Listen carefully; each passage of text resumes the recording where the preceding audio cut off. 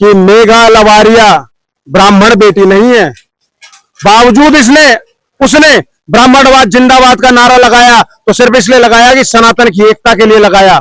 इसी के साथ में मजबूती से खड़े हैं। रुचि अकेले नहीं है, रुचि तिवारी या तुलसी वशिष्ठ या दीपक शर्मा या मेघा लवारिया ये हमारे हैं, हम इनके साथ खड़े हैं। मैं मानता हूं वामपंथी गुंडों के द्वारा, टुकड़े टुकड़े गैंग के द्वारा, देश के गद्दारों के द्वारा एक राष्ट्रवादी पत्रकार की लिंचिंग करने की कोशिश की गई। यूजीसी है, हिंदू संगठन से आप आते हैं, हिंदू तमाम जाति के लोग यहाँ मौजूद है और हिंदू दो धारा में बढ़ चुका है। एक कोई कह रहा है कि हम यूजीसी का समर्थन करते हैं और कोई कह रहा है कि हम इसका विरोध करते हैं, ये लागू होना चाहिए।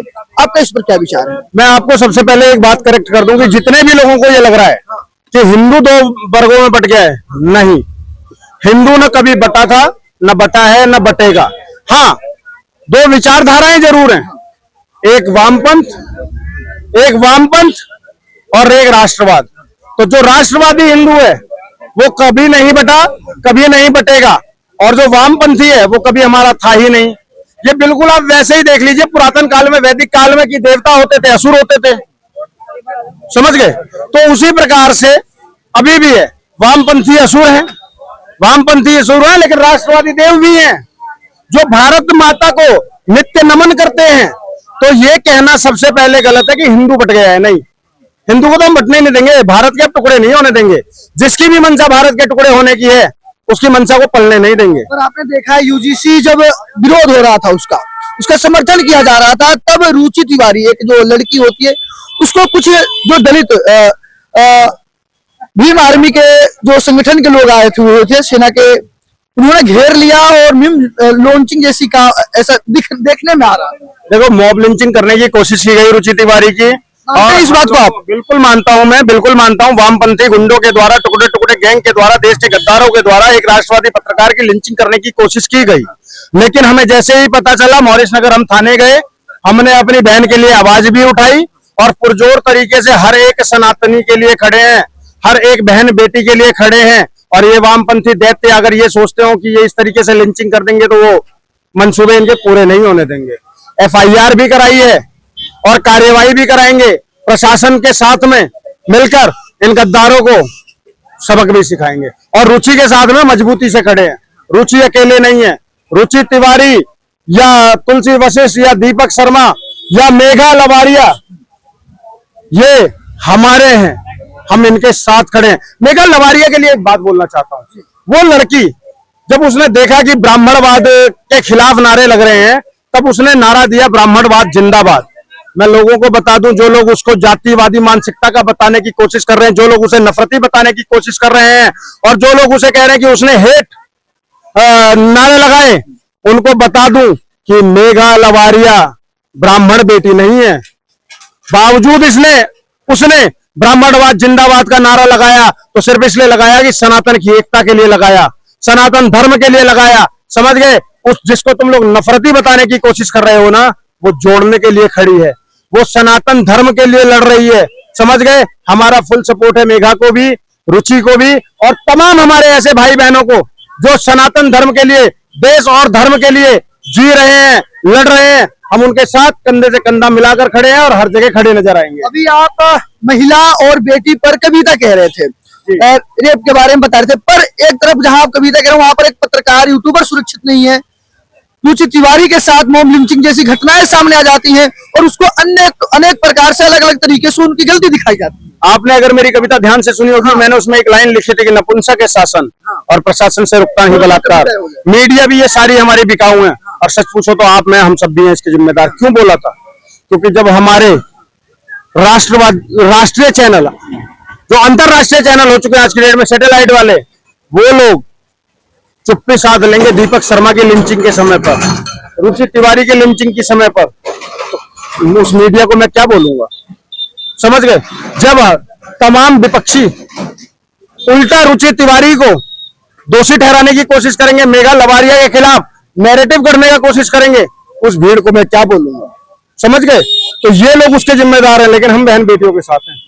और जब मैं बार बार बोलता हूँ, मैंने अपनी कविता में भी एक बात बोली थी, बात बहन बेटियों की आती है, बहन बेटियों की आती है तो जात धर्म संप्रदाय सबसे ऊपर उठकर मैं लड़कियों के सम्मान की लड़ाई लड़ रहा हूँ और वो लड़ता रहूंगा, और हर एक लड़की के साथ खड़ा हूँ सम्मान के लिए। किसी जाति, किसी धर्म, किसी मजहब, किसी जात, किसी धर्म, किसी मजहब, किसी संप्रदाय, किसी देश की भी है, अगर बात उस महिला के सम्मान की है तो ये इंद्रेश द्विवेदी आपको वहां खड़ा नजर आएगा, और जरूर खड़ा नजर आएगा। किसी दुशासन को चीर हरण नहीं करने देंगे, किसी दुशासन को चीर हरण नहीं करने देंगे, किसी रावण को सीता हरण नहीं करने देंगे।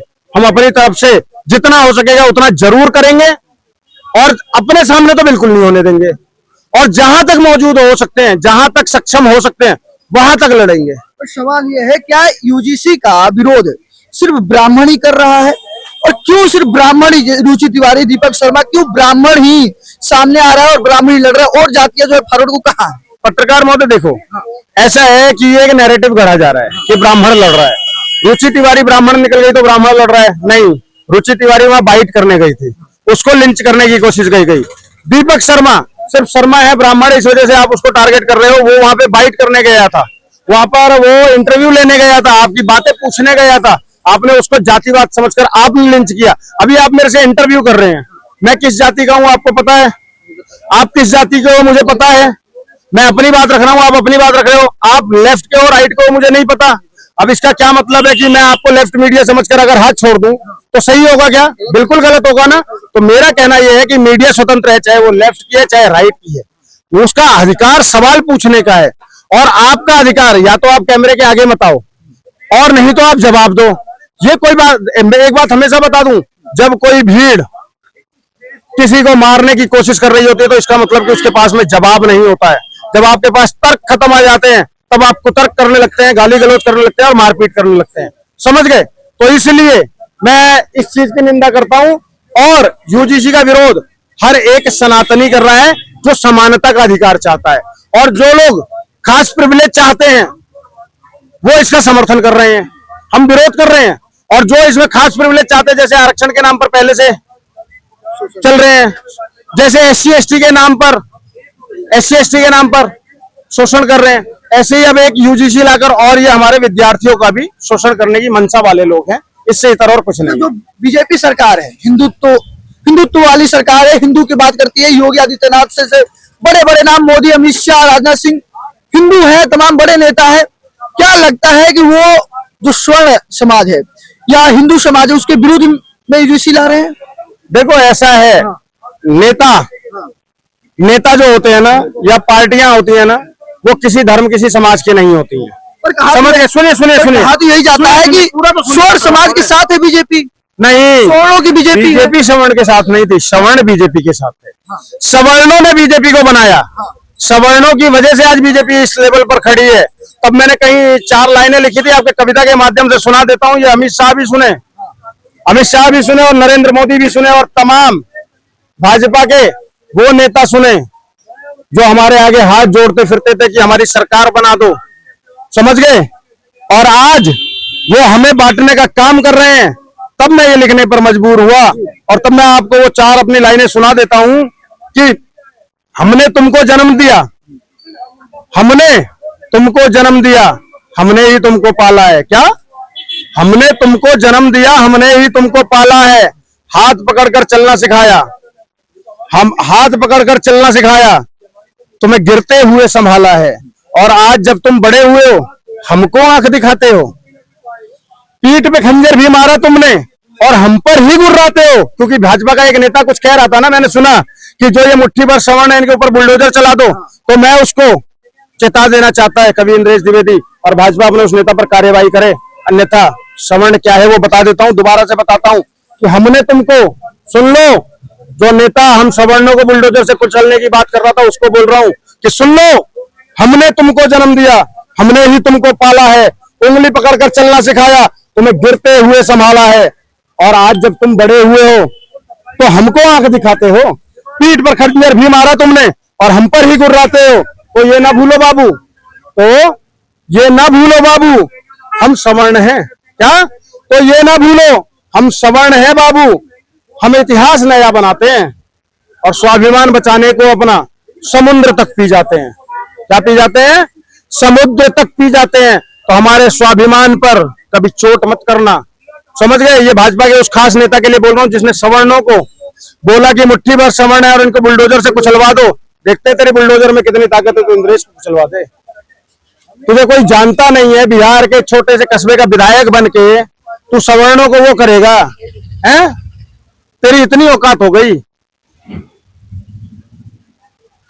कायदे में रहे, फायदे में रहेगा।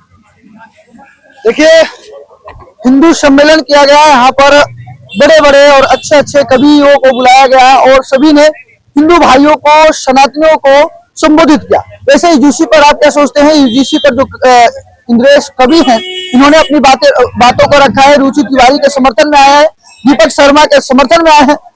अपनी राय जरूर दीजिएगा। लगता है कंटिन्यू आप लोग हमारे साथ बने रहिए।